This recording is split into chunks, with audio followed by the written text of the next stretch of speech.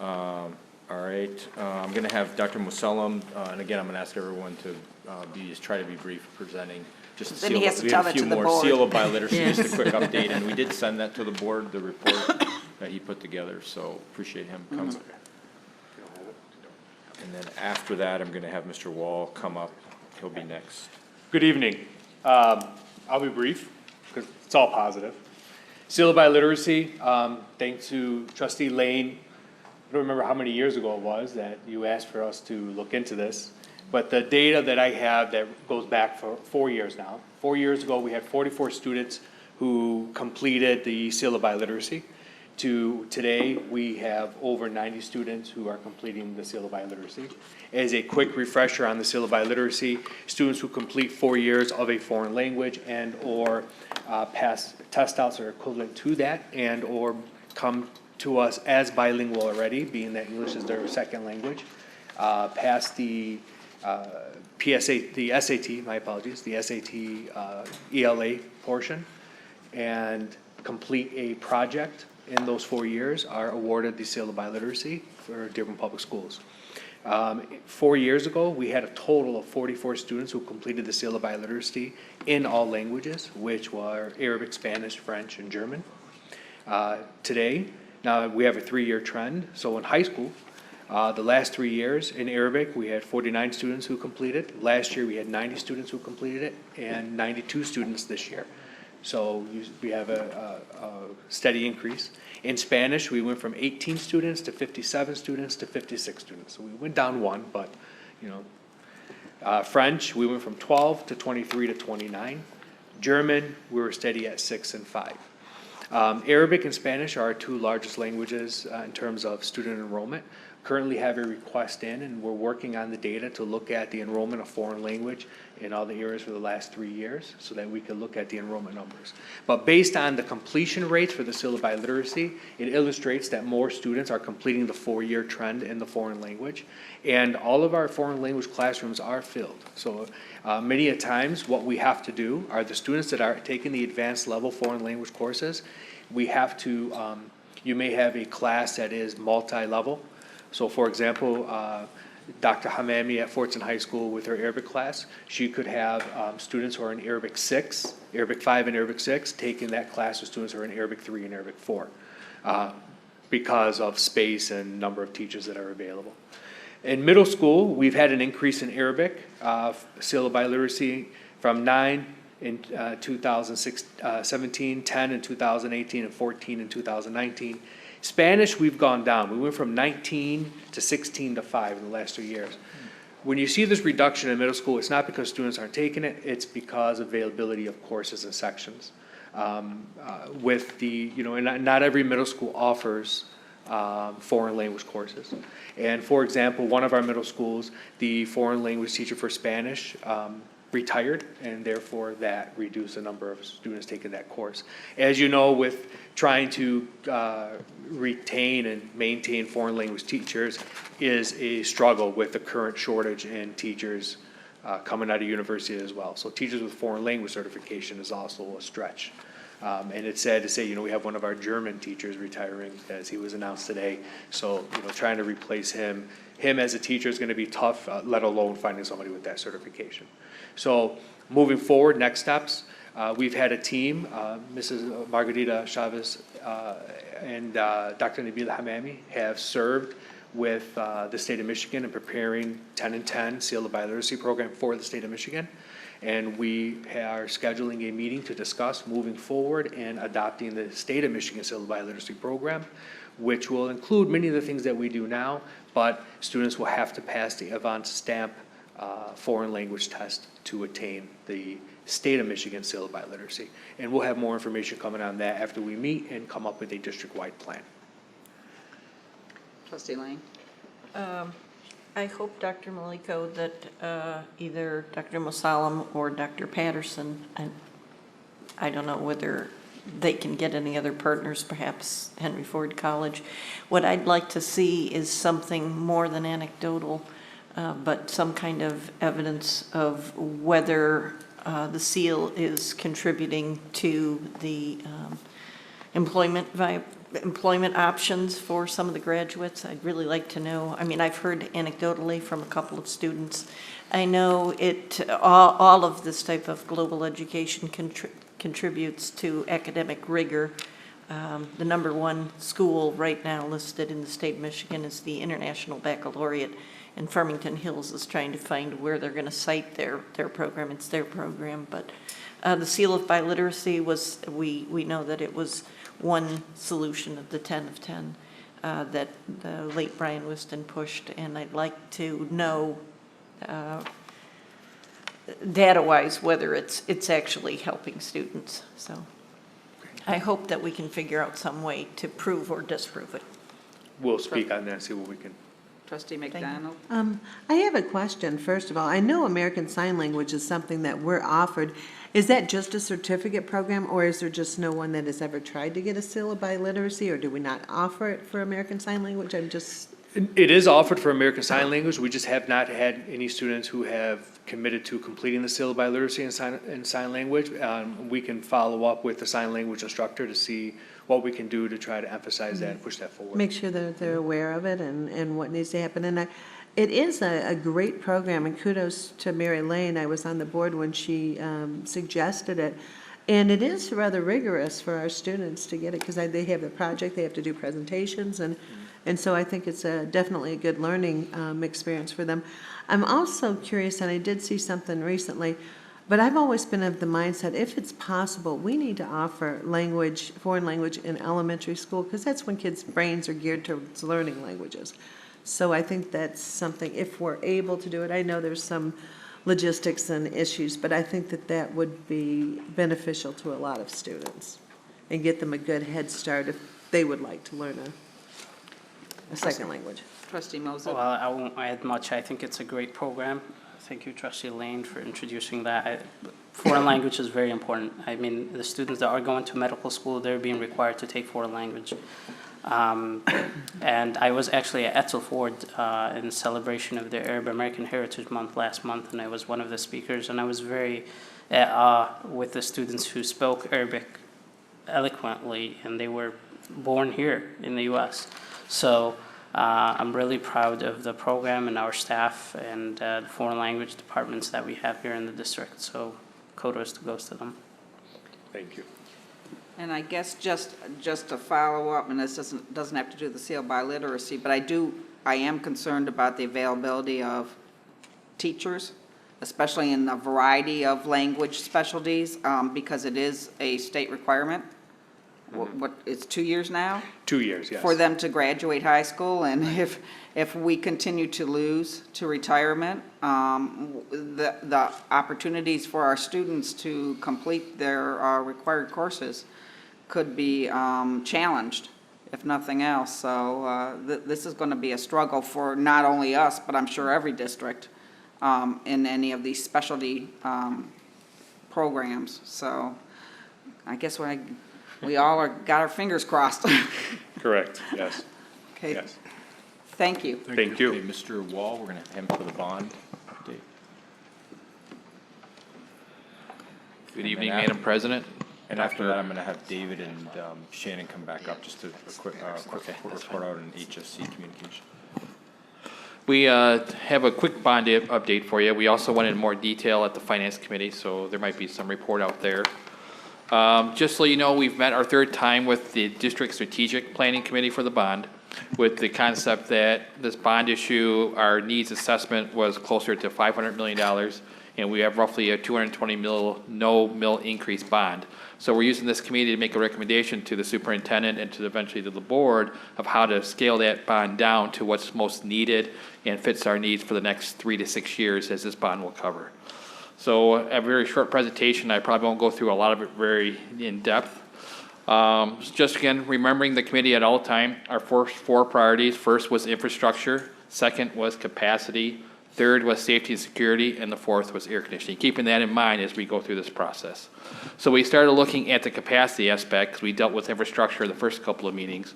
We started looking at the tech labs, the media centers, the skill home ec type classrooms, and the choir classrooms, that if they're no longer really needed for the current program in the building, they could be repurposed to general classrooms.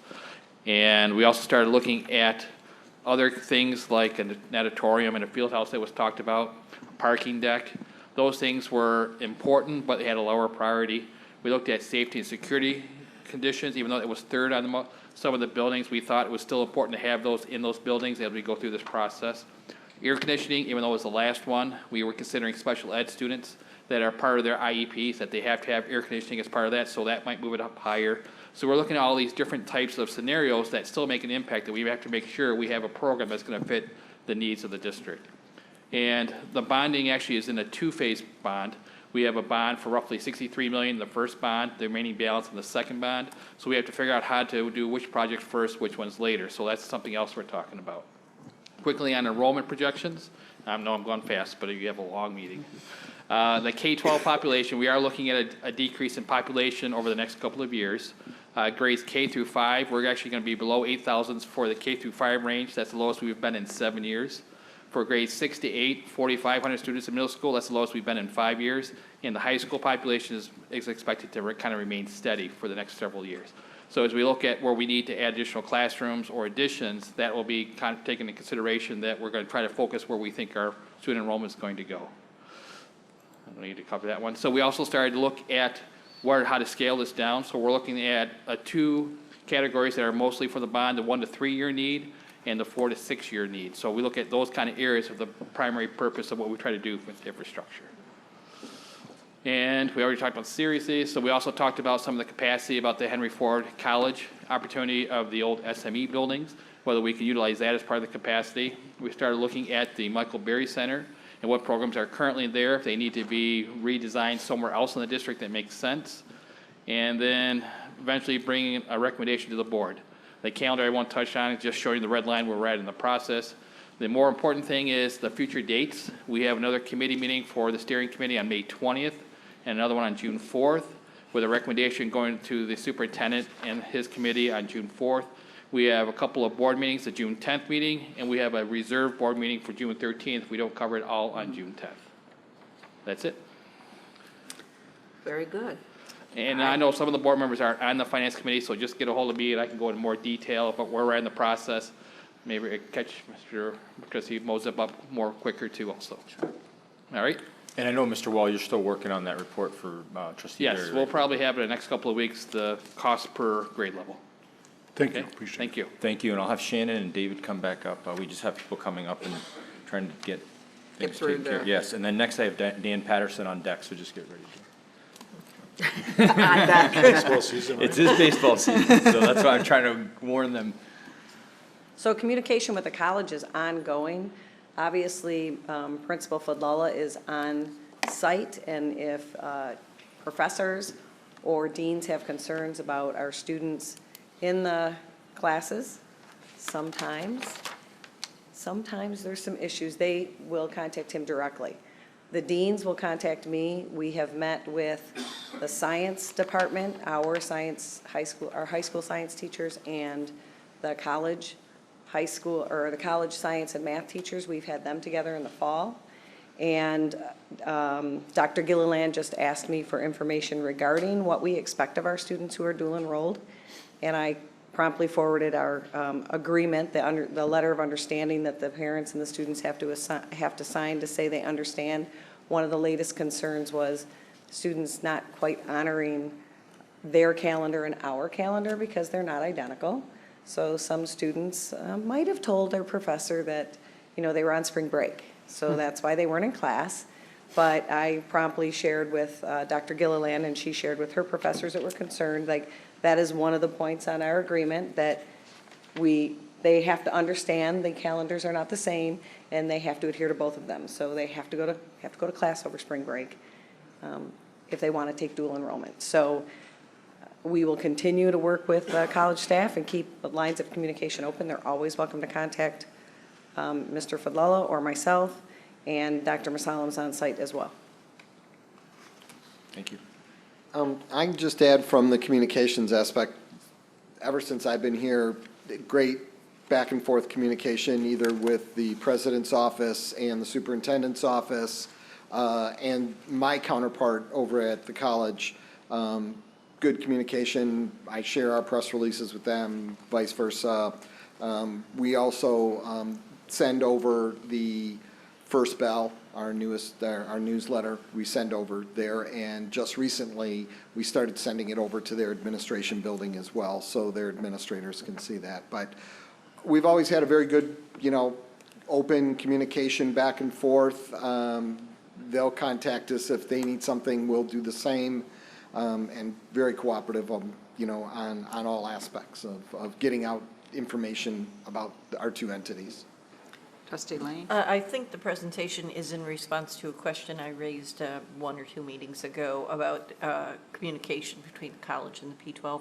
And perhaps I used the wrong word. I wasn't implying at all. As a matter of fact, I know that the college president and the superintendent communicate well and share information. I know the staffs do as well. I think maybe I should have used the word articulation. If we have articulation agreements between higher level universities, why would we not articulate and put the college have communication with the P12 district so that when students are graduated, and if they graduate with sufficient grades in math, they should be able to pass the math placement test at Henry Ford College. So I want to make sure, my point was to make sure that particularly English and math, because that's what Henry Ford College is testing, and I don't know about other universities, but I don't want our students to graduate with a diploma that they think shows that they've mastered something, and then have them go and have a failure at the college. It's not fair, and it also doesn't serve us as a district. We need to be able to show what we've taught. So, Dr. Maliko, I mean, this is one of your specialties, is making sure that what we're teaching is what is being expected and what's being tested. Because otherwise, we know our students are bright, we know our students are good and hardworking, and I don't want to see testing failures that doesn't prove what we're doing is working. So that was my point, is to make sure that the interfacing at all levels is good. We do have the math college concepts class, and they are meeting again this year. And that's been an ongoing partnership. And we also have articulations. We added 6 this year with CTE. So if they do some coursework over at Michael Berry, and then they go to Henry Ford College and get their associates from there, if they take a specific sequence, they'll get it, escrowed credit is what they call it. We also have that for forensics, although the first student used that last year because it's not well known. So in the fall, we have a meeting with our counselors and Dr. Chapman and her team on the new articulations so that they're aware of them and they can direct students that way. And, Trustee Moser. I actually am part of the CTE advising committee, and I was at Miss Shiver's class, computer science, and she mentioned that the students that are taking AP computer science, does that translate directly to Henry Ford's intro to engineering course? So it kind of... I'm not sure. I'll have to, if they pass the AP test, then it Right, translates, with passing right? the But if AP not, test. we're working on that articulation, but I'm not sure if that's one of the ones that are signed. Okay, good to hear. I'd just like to think outside the box about this a little bit, because while we would like to hope that all of our students, when they graduate with a diploma, are up to those skill levels when they move into the college level courses, but sometimes they might have been able to graduate with a just passing grade in some of those courses, such as mathematics, and are going to a community college because they couldn't quite reach that level to go into a four-year college, and are going to need that remediation once they go there. I personally had a daughter who was in that position. And so I didn't anticipate that because she graduated from school, from the Dearborn Public Schools. I knew she struggled with her mathematics and wasn't going to be able to enter into a college level course right away. So I can assume that we have a number of students who will be graduating from here who aren't yet quite at that level to be prepared. And it's nothing that we're doing wrong necessarily, we can't help support at the college level sometimes. So that's what a community college is. It's kind of, for some students, a bridge to get through and then get prepared to move beyond into either a four-year course or not. But one way or the other, you will have some students who are not necessarily going to be ready for those level courses, and they will be coming from us and having graduated because they were able to just pass. And it's not ideal, but it's a reality. And I expect us to be able to continue to work on it, but it will always be a challenge. And right now, it's down to a placement test. If they don't have the SAT college readiness score, it comes down to a placement test. Now, I do know that Henry Ford has changed the AccuPlacer, the way the test is given for math, and I don't have, it's just this year, so we don't have any current data on how that's affected our students. But I do know from the two-year, first-year conference I went to in the fall, many community colleges said the placement tests aren't exactly a great indicator, and they're leaning toward grades. So we shall see. Yes, Trustee. Sorry, two things. One is the placement test. I know there was a conversation about having those tests right after the school year ends, instead of waiting for the students, to pass the summer and then they go to the college in the fall and they take this test. They can take it anytime they want at Henry Ford when they apply. Our students can go over there, and we have that rapport with them. Okay, so that's So we have some good to know juniors for doing it right others. now. Right. The other thing is the students going to college is now at 80% that Dr. Maliko may talk about today, which is a great number, but we still have 20% that do we know where these students are going? Are they going to trade school? Do we have a Henry Ford Day where all of our students at the high schools apply for Henry Ford if they didn't apply to any other universities? That we don't. What I can tell you is some students do go to trade schools. My school data actually tracks that because we don't have a way of tracking that. But I did say in a previous presentation that, so I have a son who's a Detroit police officer. He went to college and then he went to the academy. But I know another Dearborn graduate who went to the academy. So he's not counted as going anywhere, but he went to the academy and he's got a career as a police officer. And So some go into the military. at this too. point in time, we So don't. do we keep That my track school of that data does information? track Does it track military. military? Okay. I believe Dan Patterson can correct me if I'm wrong, but He's on deck trades, on this the topic. trades, they don't Trades. always track that because it's difficult to track. And I think and I'll ask Dan, might as well come up, Dan, and just flow right in. since I this is have a the- quick oh, question. sorry. It's slightly off topic of communications, but something you said just kind of jarred my thoughts. We have the contract between the students that are dual enrolled and early college and stuff. Do most of them adhere closely to those contracts, or do you have issues where some are really? We don't really have many issues, and however, we won't know about them unless the college communicates it. I will tell you, I was just working on winter dual enrollment grades, and just dual enrollment, this isn't our collegiate academy, so these are the students that are dual enrolling. They took, I think, 2,036 courses, and 50% of those they earned A's on. Oh, wonderful. 24% earned B's, and another 11% earned C's, and less than 5% failed. Like, I was literally just working on that, so Okay, we do pretty well. that's wonderful. And I just say too, that's Well, no, go ahead. Oh. I just want to add one thing about your observations about community colleges, that community colleges are not just for students who are in remediation.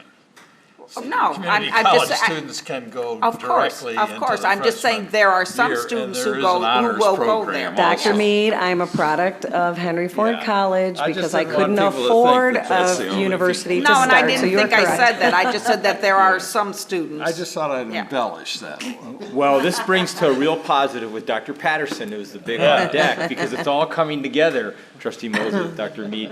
Okay. Not only that, but within a year, so he's gonna be showing some data, you can go ahead, Dan, and put it on, but it's very positive. There was a press release for one of the top districts in the state, and all of our high schools are in the top as far as college admission.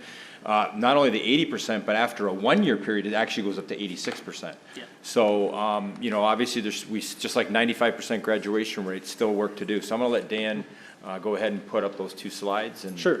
and then he can speak to that, but it's very positive. And I would say that part of the success is we have students that go to, Harvard, Yale, University of Michigan, Michigan State, I always make sure I get that in there. Wayne Ford State, College. U of M Dearborn, and then Henry Ford College. I think that is what Bridge came and really saw, and some of you came when they did the report. That's part of our success, and that's why continue to, the great partnership with President Cavalluna and increasing dual enrollment. We're doubling, tripling the number going in, collegiate academy, and now we're looking with the new early college. So it's all benefiting our students. I'll let Dan present the two slides and. Yeah, so Bridge Magazine every year awards academic state champs to several districts around the state. Each year they base it on different criteria, and we consistently do well and earn those rewards. This last year they based it on college-going data. Before I show you that data, I just wanted to remind you of our graduation rate, which has been 95%, the highest it's been. This slide shows back in 2011-12, we were close to the state average, and you can see how we've definitely grown well above the state average in that regard. And while that's one data point that's showing some success of our students, we want to make sure that they're attaining those, graduation and college opportunities after school. So what Bridge Magazine did is they took a look at almost 600 high schools in the state, averaged 3 years of college-going data, and they awarded academic state champs to Dearborn High, Fordson, Edsel Ford, and Henry Ford Early College. All made the top 10 in their categories. And you can see that most of those schools are 20 points above the state average. And this is for enrolling in college 6 months after graduation.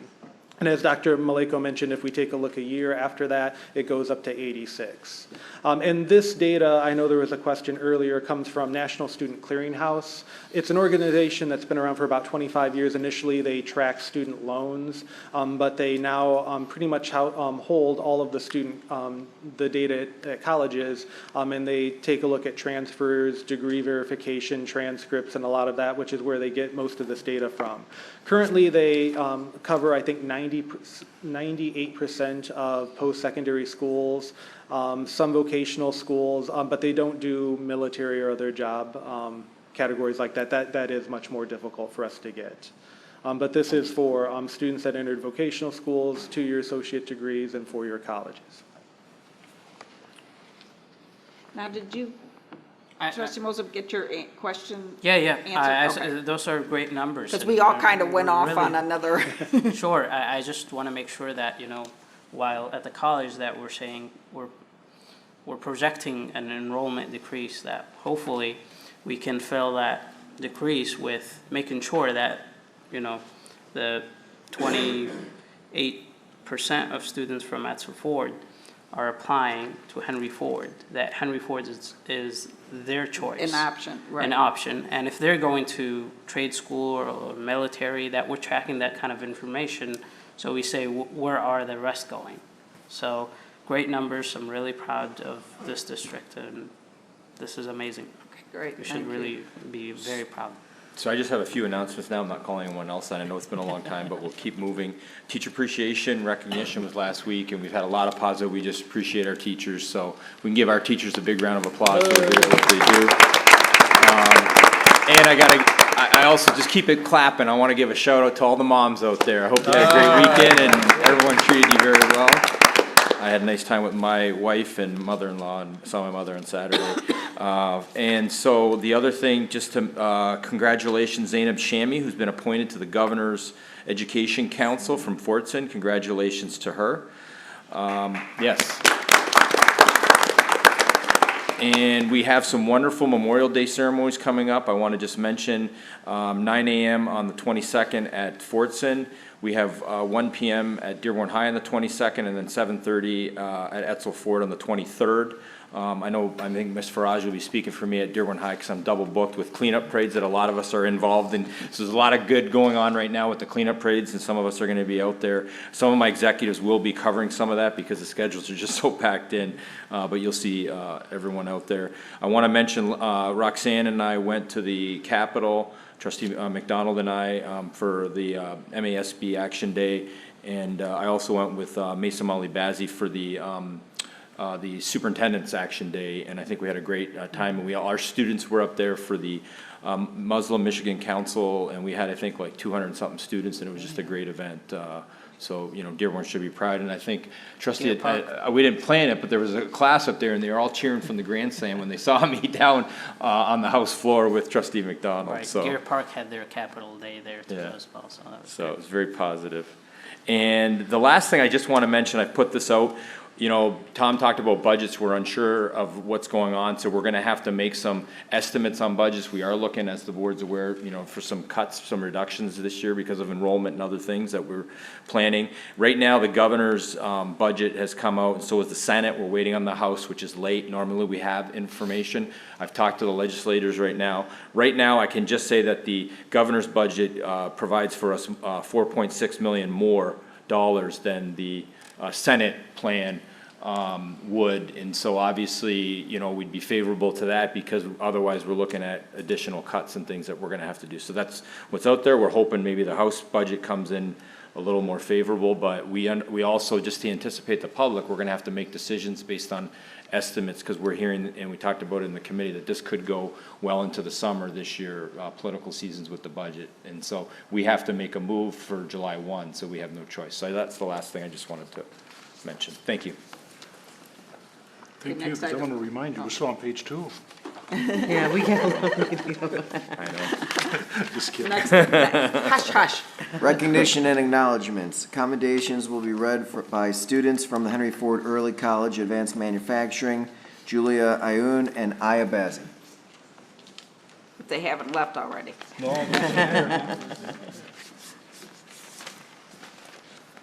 Good afternoon. We're going to start off with district. So commendations to Mary DeSantis, Records Technician Specialist in Student Services Office, and the entire team in Student Services for their efforts in completing the latest teacher survey and school audits. This huge task is critical in calculating funding for our district. Student Services is under the direction of Abe Mashhur. Commendations to the Deneen Charles, Coordinator for Effective Education, and all of the students involved in the Superintendent's Student Advisory Council. The students have done a great job all year, including their efforts during Youth and Rotary Month and their most recent participation in the annual Muslim Capital Day in Lansing. Commendations to the nearly 4 dozen teachers and administrators who chaired or co-chaired curriculum and other district-wide committees. This critical committees examine curriculum and standards for everything from elementary English to career and technical education. Now for high school.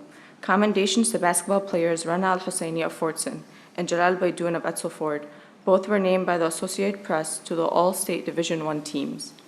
Both also own all-time scoring records for the district. Baidoun, with 1,583 points, holds the records for the most points scored by a male player. Al-Husseini, who finished her high school career with 1,603 points, has the district's highest points record overall. Congratulations again to senior Jalal Baidoun for being named Academic All-State for achieving a cumulative GPA of 4.35 and for being named All-State in basketball for the 2018 and 2019 season. This is his second year for receiving this honor. Commendations to Etzel Ford boys varsity coach Ibrahim Baidoun on being one of the 5 finalists to Regional Coach of the Year. This is his second year of being selected for the honor. Commendations to the Fortson and Dearborn High students who helped the Dearborn Rotary complete the telegraph cleanup.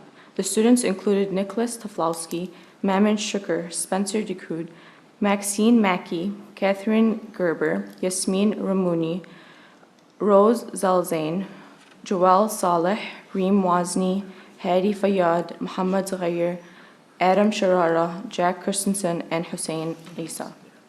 Commendations to Fortson High School students who raised $11,000 for International Medical Corps to help those in Yemen.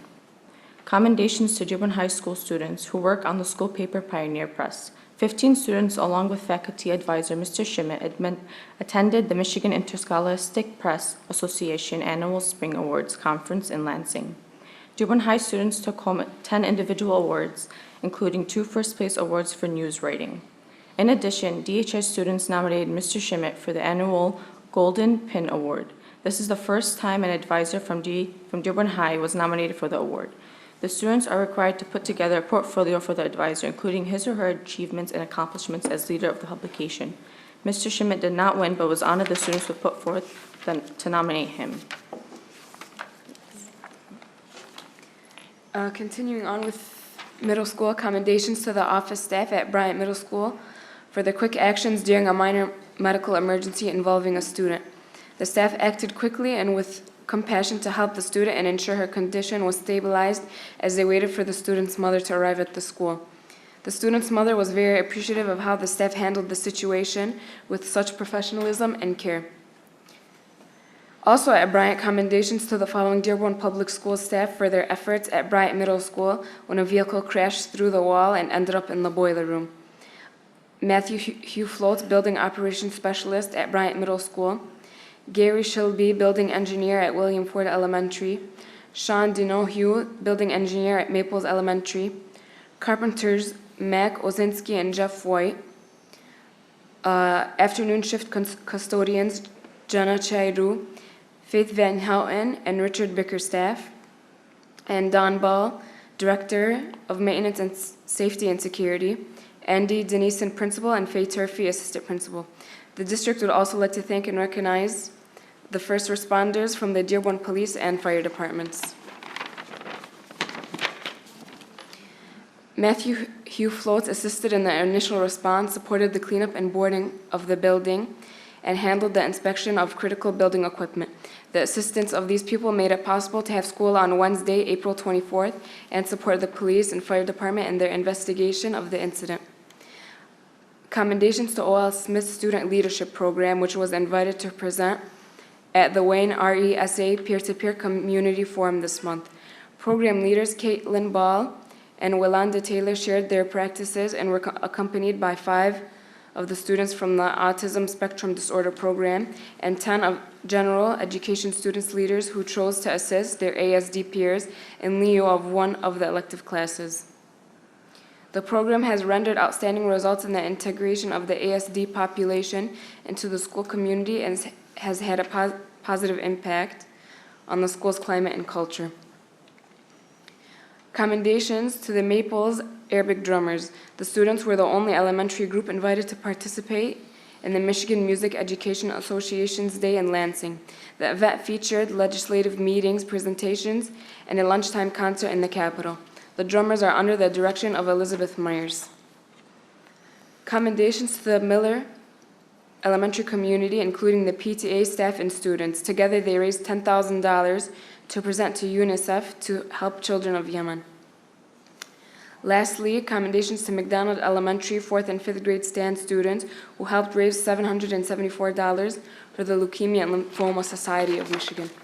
Thank you. Thank you. Yes. Under acknowledgements, I'd like to acknowledge our colleague, Jim Thorpe, who decided to fast today. I believe it's his first time fasting.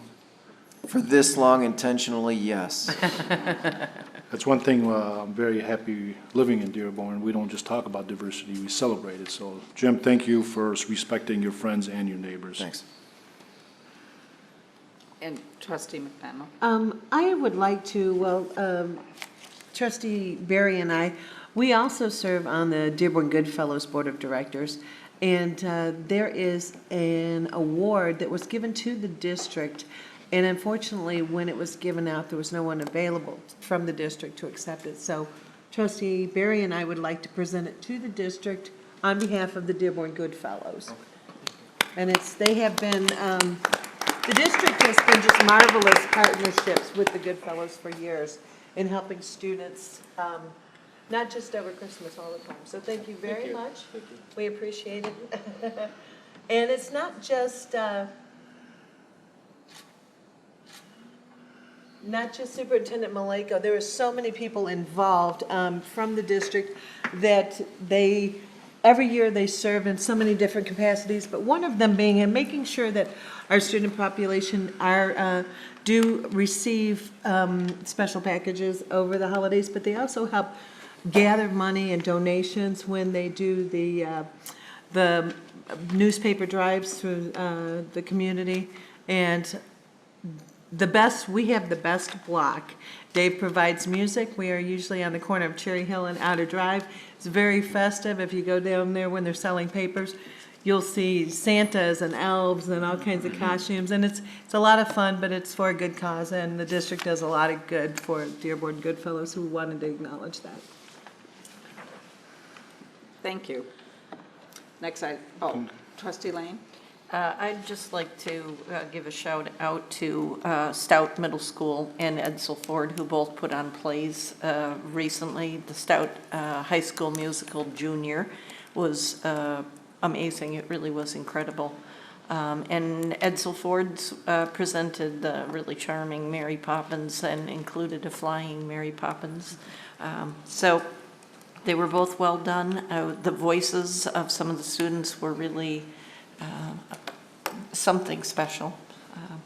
So I'd like to commend them on it, and I'd like to personally thank Snow School for inviting me to be the Grand Marshal for the cleanup parade. The little cleanup parades have been held for more than 60 years in Dearborn. 67. Yeah, and I know that they've changed Dearborn history because I know a tiny little bit about our neighborhood's history. The Snow Woods, which is 34 to approximately 40-acre woodland, wetlands over very close to here, was proposed for a couple of different developments, and the city proposed bringing in nearly a 250 million cubic yards of fill to fill that wetlands.